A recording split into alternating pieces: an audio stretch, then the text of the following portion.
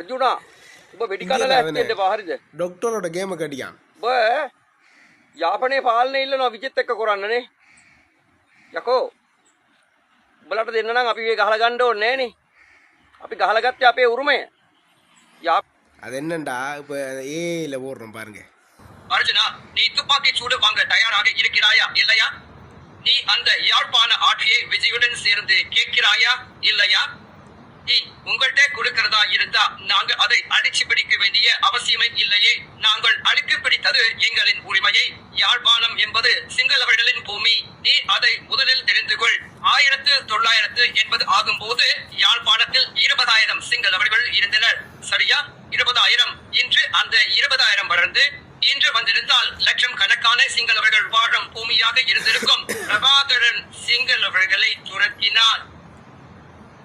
சிங்களவர்கள் கீழே வந்தார்கள். நேற்று பாராளுமன்றத்தில் டாக்டர் அர்ஜுனா யாழ்ப்பாணத்தையும் கச்சத்தீவையும் தமிழ்நாட்டுக்காரங்களுக்கு கொடுக்கப்புறம் என்று சொன்னார்.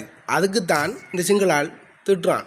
இவரோட 3 நிமிஷ காணொளியில் நிறைய விஷயங்கள் சொல்லியிருந்தார்.